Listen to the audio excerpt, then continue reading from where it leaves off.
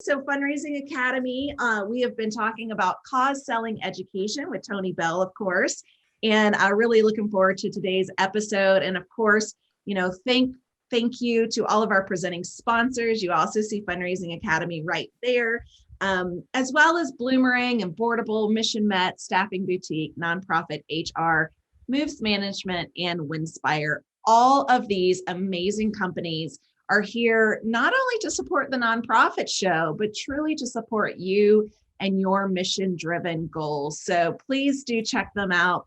They are in your corner and here to lift you up. Julia, we have had some great guests already, and I am excited for today. And then even what we have coming on the rest of the week, we've got PetSmart Charities coming up, and they're going to talk about how do you talk to funders, and really kind of illuminate that mystic being of funders. We also have someone coming on tomorrow, I believe, to talk about project feasibility. So looking forward to that. But Julia, I'm thankful for you to have this crazy idea a year ago. Julia Patrick is the CEO of the American Nonprofit Academy, and I am Jarrett Ransom, CEO of the Raven Group, but also known as the Nonprofit Nerd. You heard our amazing lineup, but today I am thrilled to have back with us Tony Beall, Senior Director, Office of Program Administration with the National University. Tony, welcome. Thank you so much. It's always a pleasure to be with both of you. I am just always look forward to this day because I know we're going to have incredible conversation, and you both just bring so much to the cause selling philosophy during these webinars. So it's, again, really honored and a pleasure to be here with you both.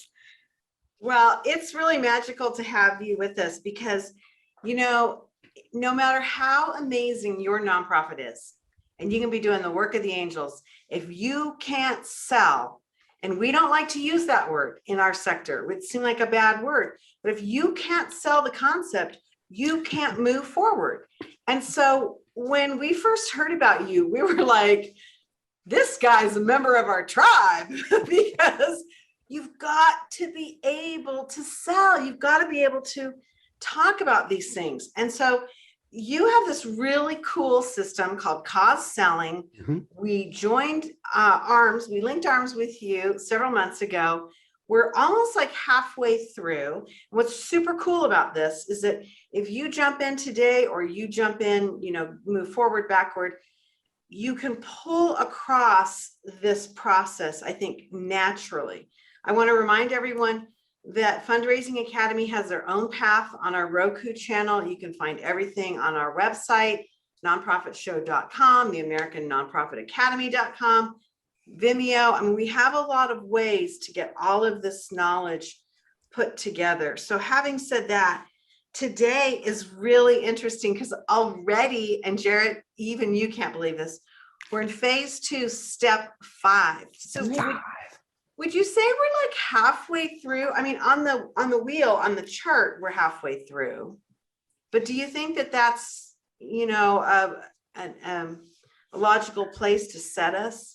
Yeah. So sort of, kind of, right? How's that for a great answer? So, we're on step 5 of an 8-step process, but this is an ongoing process, right? I mean, it's not a process where, okay, I start at 1 and I end at 8. Oh, I'm successful.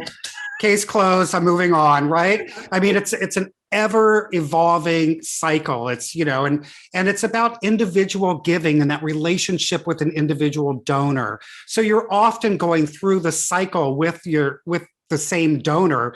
You may not start at steps 1 through 3 because you've done your prospecting, your pre-approach, your needs discovery, but you may often be starting at this particular step 5, where you're presenting them new opportunities to invest in your organization, right? So when, that first initial gift, again, isn't the end of the relationship. It's really the start of the relationship.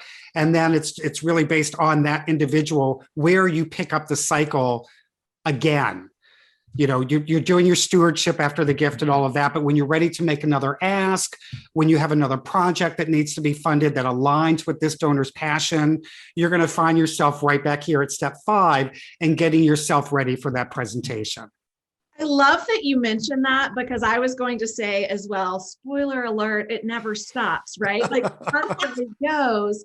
And I wonder if that's, part and parcel with the iconography of the phases. It's a wheel, right? It's a cycle. It continuously flows, unlike a triangle or a box or some other type of form that just kind of like clunks over. Right. So that's really interesting. And I love that. And I will witness to you, Tony, since doing these series with you, cause selling has really changed my own language and vocabulary on how I talk about fund development and overall resource development. I'm excited to hear that because we know, and it was funny, Julia, when you said, kind of found your tribe, it was like, I found my peeps when I found cause selling, right? I mean, I didn't create this curriculum. I'm never going to, act like I did.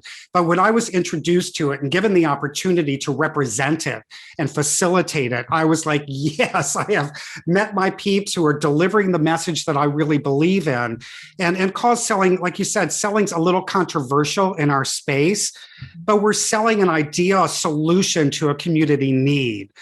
So when you look at it that way, it's so much easier as fundraisers to embrace the philosophy of selling.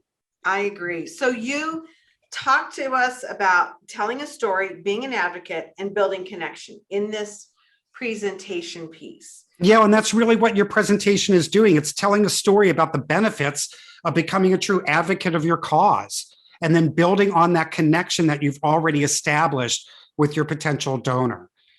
Because again, very rarely, and I know it happens on occasion, and when it does happen for you, that's amazing and A+, right? But very rarely are you making an ask the first time you're engaging with a potential donor and you're having a conversation. So by the time you have reached step 5, you have a really good sense of the individual that you're about to make the presentation to.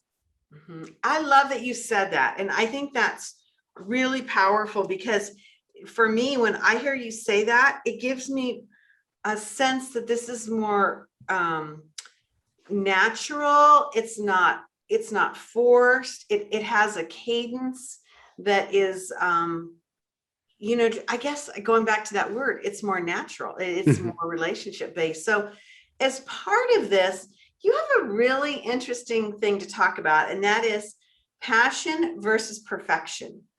And what does that mean? Well, I mean, it basically means that perfection doesn't exist. Okay. Right. I mean, so I would, perfection just doesn't exist. So when, we talked about, grace and earlier, that might've been my other conversation right before this, we were talking about grace and giving yourself grace in the space, in the space. Right. So perfection just doesn't exist. You need to know your product, meaning your programs and the value and all of that. But donors are leaning into you as the individual, as the brand ambassador for your cause. And your passion about that is everything, right? So it's everything in terms of how you communicate with the donor, not only like this, either face-to-face or via Zoom, but the words that you use in an email. How are you lifting their spirit in an email? How are you exciting them in all of the different exchanges that you're having? So that's really what the part of our curriculum that dives a little bit deeper around, passion versus perfection. It really is about that. And really, again, not worrying so much about the perfection. You want to have your information correct and you want to be transparent, but remove the stress of perfection and really lean into your passion and why you do this work in the first place. Okay, so I want to warn everybody that when we talk with Tony, we tend to move beyond our really firm 30 minutes that we do. So make sure that you understand that we're going to move probably a little bit further into this conversation, as much as 45 minutes. And a lot of this has to do with, because when we get this man on camera, we have so many questions we want to squeeze out of him. So one of my things is this: when you have passion and you're trying to communicate that, or you exude that, I think it just happens if you're in a good fit with the organization. Mm-hmm. How hard is it if you're dealing with a tough topic to show that there can be joy, that there can be success, that things are tough, but there's a path. And I know this happens with like issues around child abuse, diseases that are so far beyond being solved, domestic violence, things of poverty, hunger, world hunger. I mean, I could go on and on and on. Right. So how do you do the rah? Does that make sense? Yeah, no, it makes a lot of sense. And so passion doesn't always mean joy. Okay. And doesn't always mean, laughter. So passion can be empathy. So, so leaning in, maybe so again, maybe the joy is when you're delivering the message about how you're solving the problem, but the problem itself may be horrific. Yeah. So you demonstrate your passion through the empathy in which you're delivering the information around this very emotional, cause or circumstance, right? So passion doesn't always mean, as much as I, love the idea of being a cheerleader all the time, right? It doesn't necessarily mean that. Passion can also mean empathy and demonstrating empathy. Okay, I love that you said that. Too, and I've seen recently, Tony, that there's been quite a few articles or studies, if you will, talking about how we show up as that brand ambassador with our mindset, right? To truly make that presentation, perhaps with passion. Now, I'm going to use the Fundraising Academy terminology, but really bringing in that passion to say, you, donor, right, would be great at, helping us with the solution, and to really bring it in a manner, bring it forth in a manner that really makes an invitation for that donor to be part of the solution, and to really engage them in their passion, because you've done the previous steps that the cause selling methodology talks about. You've done your due diligence to find out, is this mission alignment with that individual? This is what they are also passionate about. So that's what we're going to talk about, even if it is a horrific issue or challenge that we're faced. Absolutely. It's so interesting. Now, as part of this, and again, 5, we're talking about presentation elements. What are the essentials? You've got finances, depth, impact studies, but tucked in the middle there is legitimacy. I'm fascinated to know what these presentation elements actually mean. Yeah, so you were absolutely right around the essentials, right? So that's, what is your mission statement? What is the work being performed? What is the size of your organization? Are you local, regional, national, right? So those are just kind of the essentials around the organization. Finances, I think that speaks for itself, right? How well are you managing the investments that are being made to your cause? I won't go down the administrative cost kind of lane, versus, so that's a whole nother conversation, right? But you're running a business. I say this all the time, right? 501c3 is a tax status, not a business model, right? But your finances, need to be correct, and they need to be transparent, and they need to be delivered in a manner in which folks can understand them, right? So that there is comfort level in your fiduciary responsibility for the organization. The legitimacy is really about, why is this worth someone's time? Why is this worth someone's investment? You could also think of legitimacy as relevance. What is your relevance to the community? Okay. Right? The depth is, the type of work that's being done. And then the impact are your end results. How many individuals are positively being affected by the work that you're doing? How well are you solving that community need? So those are just, some of the key presentation elements, right? And building upon those. So starting with your essentials, your finances, the legitimacy or relevance, the depth in which you do the work, and then ultimately, what is the impact? I love it. I think that's brilliant. Tony, before we move to the next one, because I see Julia getting ready to go ahead, I've noticed during the global virus pandemic in particular, because I say, over the last 18 months, we've had we've been challenged with a lot of pandemics, but in particular, the global virus, we are looking at, and I have heard from many organizations that have said, we have actually touched and reached less individuals, right? And so they can no longer say, we've increased the amount of service that we've provided to individuals. So they have focused on the depth.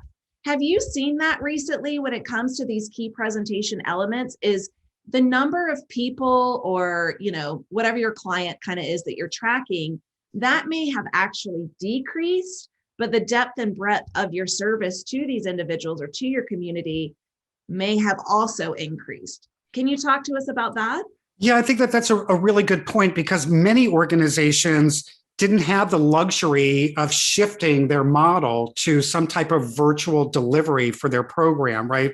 For whatever reason, it could be financial, it could be just that it doesn't make sense based on the need that they're fulfilling.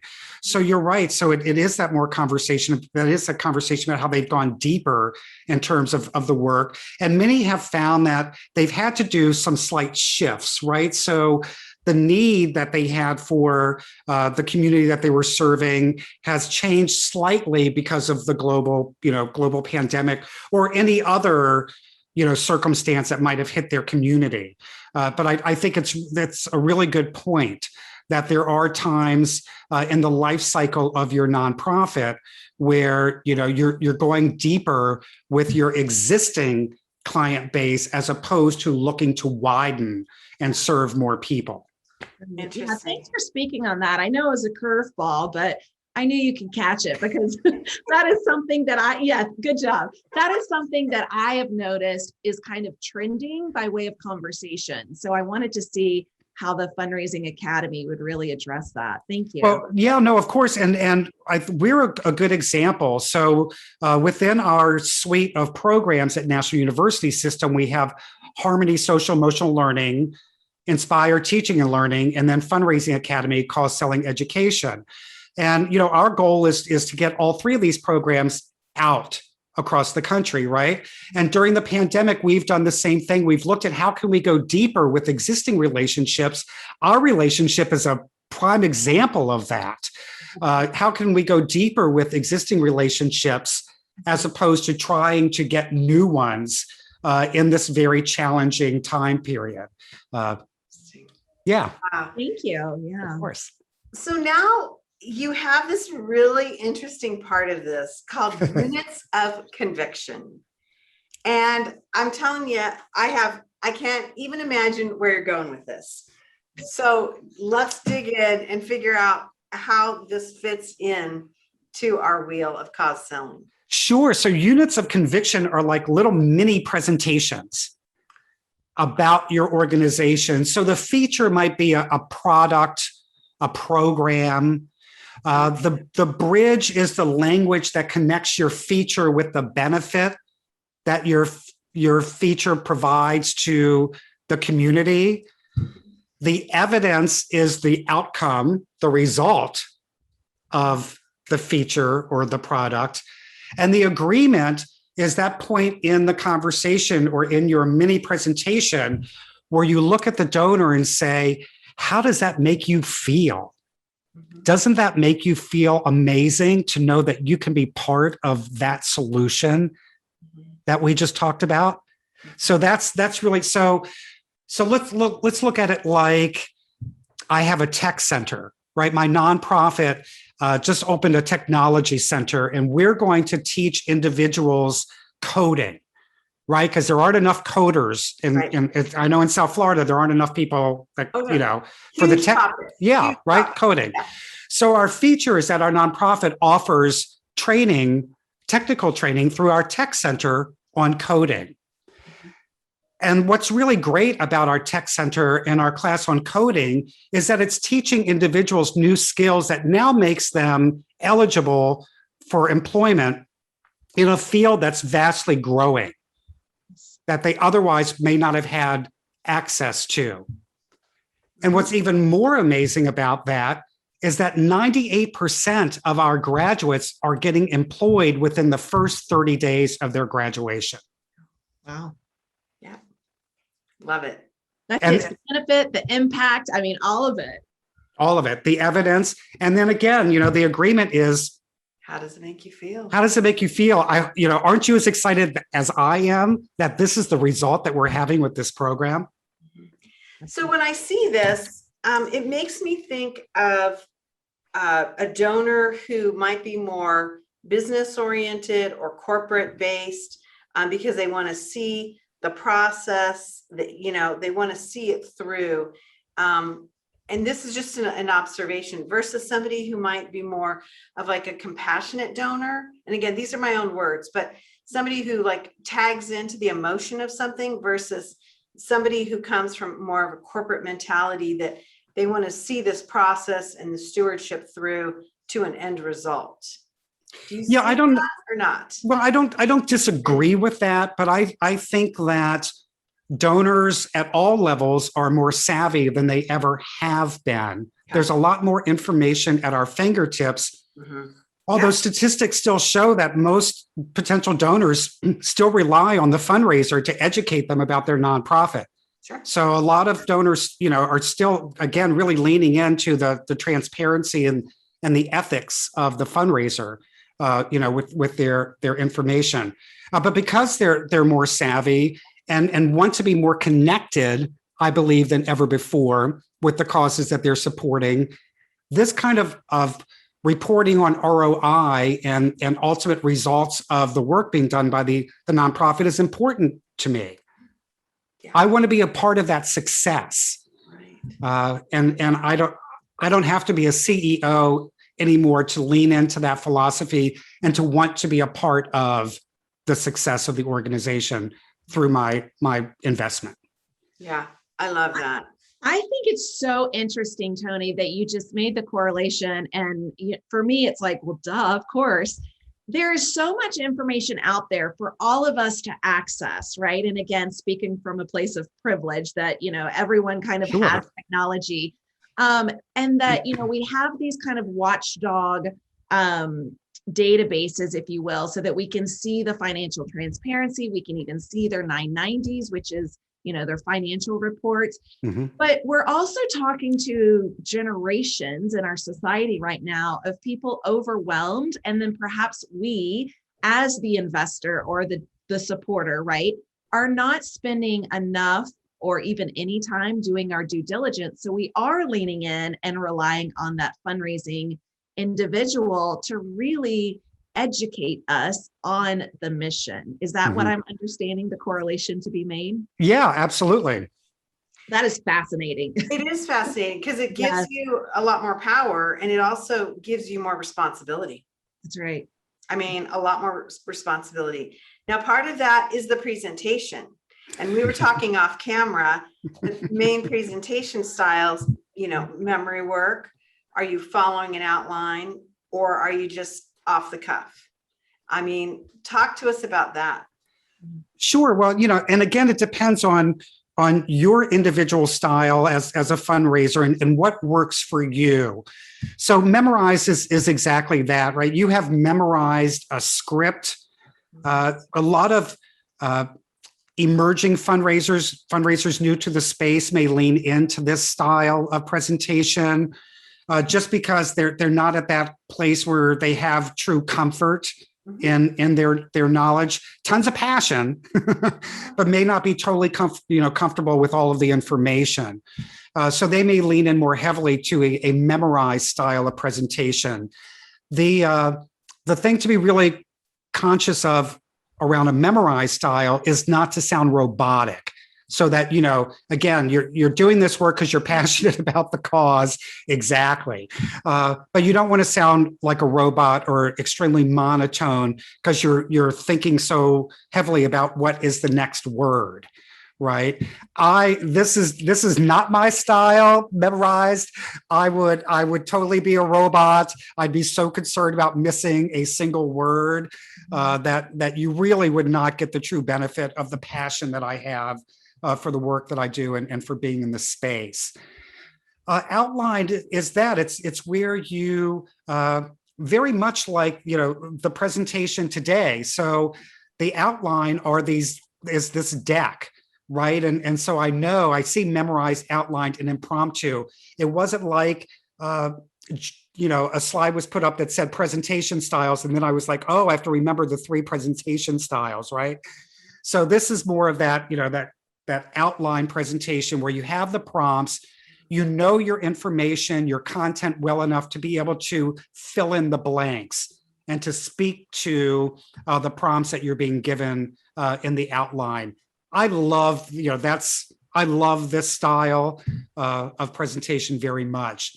And then there's the impromptu is really for those folks that are super comfortable in their own skin. They really know what they're talking about, right? The ins and outs of the organization. They've been around the block for a while.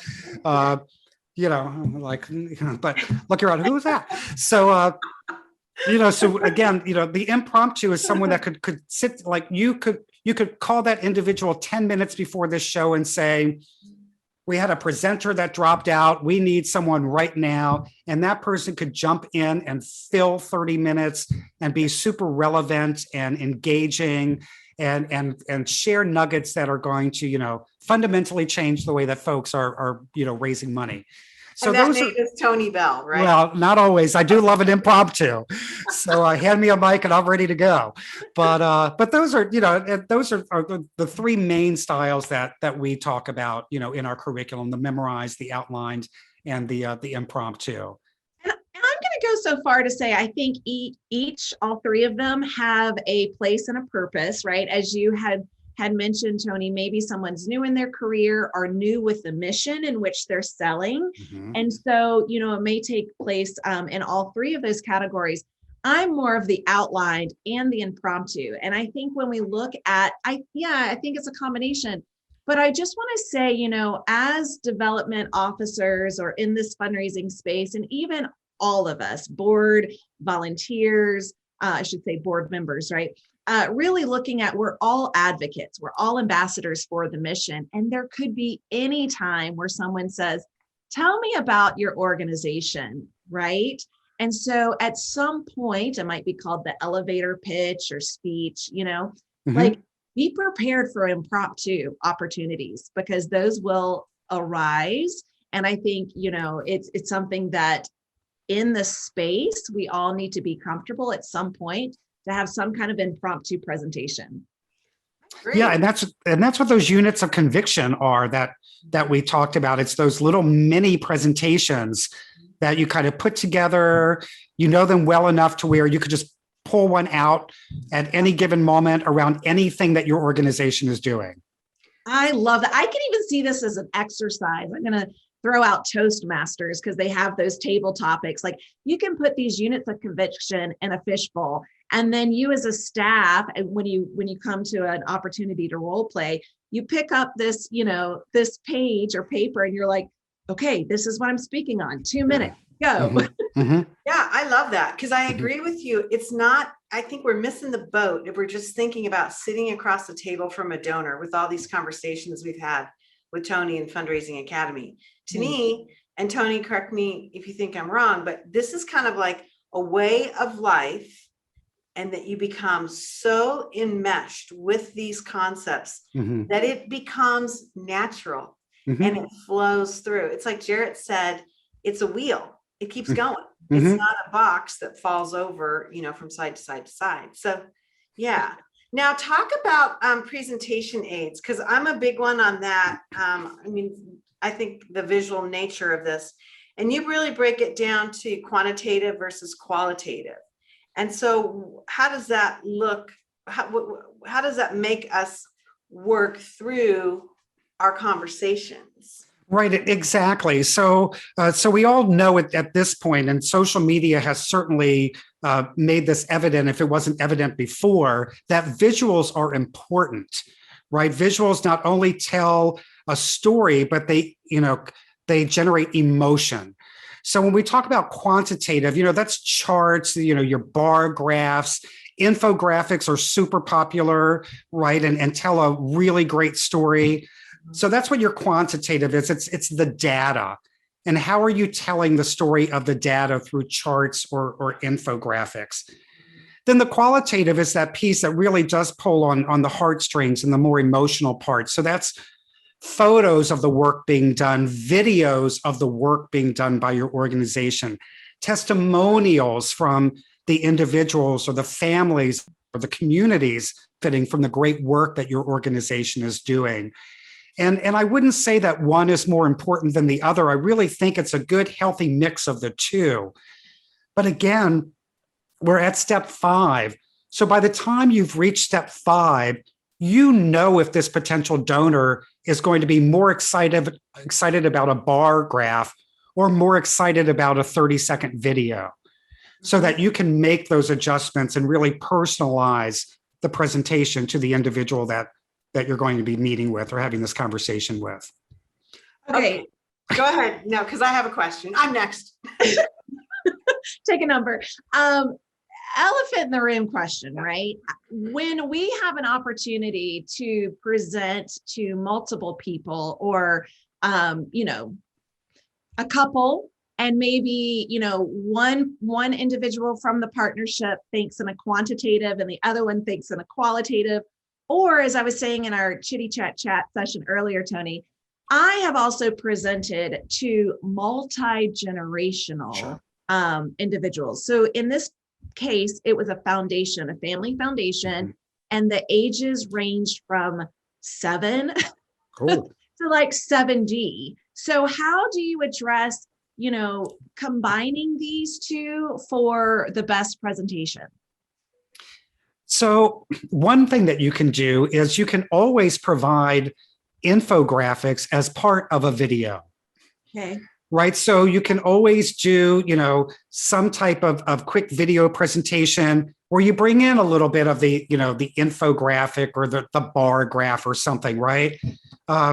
But because it's a video, it's more compelling to, and this is totally generalization, right? But potentially more compelling to the younger donor that, they're watching this video as opposed to you sharing something that's printed or, sharing the infographic or the bar graph as part of a PowerPoint deck or something. So that would be one way that I would think about, tackling that. But again, it always needs to be a healthy mix, in my opinion, of both. Because again, you're still looking, this is an investment in your nonprofit corporation. So a lot of that information that you would find in bar graphs or infographics is going to be really important. Yeah, thank you for that. Sure. So one of the big things, and this kind of goes back to a question I asked earlier, and for those of you joining us today, if you're joining us live or you're joining us on one of our archived portals, we do take a little bit of extra time with Tony. And so normally the Nonprofit Show is a very rigid and strict 30 minutes. But with Tony, we like to move a little bit further with this down the road because we have so much to ask him. So one of my questions is, for years and years and years, we believed that we could not elicit a quantitative, or I should say qualitative response with our donors unless we had really, what we use the word compelling, but they were kind of really victim-oriented imagery, right? And so we see this shift in marketing and relationships with our donors of moving more towards joy and outcome and human dignity and all that. Now, the one big thing where we're seeing that today in the modern world is we're seeing that with animal rights issues, where they continue to really lean in towards the more devastating imagery that's very unpleasant. And then we see things like the World Food Program or major human rights issues where they're trying to project images of joy with people that are in crisis. And I'm wondering how you see a blend of this, because this is somewhat cultural.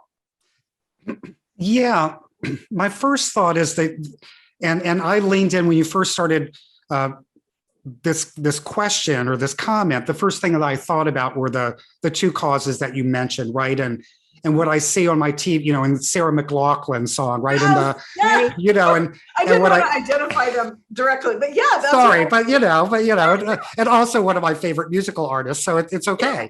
But that's mass market fundraising. And that doesn't appeal to everyone. Okay. It really, really doesn't. I mean, I have plenty of friends, my partner in life, those come on, it's like, oh, please change the channel. Like I can't watch it. So it definitely resonates with many folks. That's why they invest, the amount of dollars that need to be invested in that type of mass market advertising. But it doesn't what's that? And airtime. I feel like every time I click through, I'm like, there it is again. No, exactly. But it doesn't resonate with everyone. So it's really, in my opinion, it's a very different form of fundraising than the type of one-on-one interaction that we talk about through cause selling. Here they clearly have a mission that's relevant, a cause that adds value, and they're casting a really wide net in the strategy that they're using in hopes of just gathering as many donors as possible. So not to go down that path too far, but would you put that more that's more of a manipulative one time engagement versus building a stronger relationship with somebody? Or do you think ultimately when you use those tools, you can create a deeper relationship? Do you have any thoughts on that? Yeah, no, I've always believed, and I always feel like nonprofits that do mass market events need to spend time data mining from those mass market events, right? So if I do a walkathon, which is how I started my nonprofit career, doing large walkathons, you have, 2,000 people show up on a Sunday morning to walk. That's great. And you raise $1 million that day. That is phenomenal, right? But now what are we going to do? So that's where once the event's over, now you have to start data mining and looking at, the individual participants, who raised the most money, where did they raise the money, what corporations were involved in supporting their fundraising, right? And really start figuring out how to reach out to these folks that have participated in these mass market events. I would think some of the same exists for the examples that we were just talking about, the mass market kind of televised opportunities to be involved. But they've been really smart because they're looking for ongoing engagement, right? So for only $20 a month, right? So they're already sending that message that we want you involved in our organization for the long term. We're not asking you for $100 today. We're asking you for $20 a month for as long as you can do that. Right.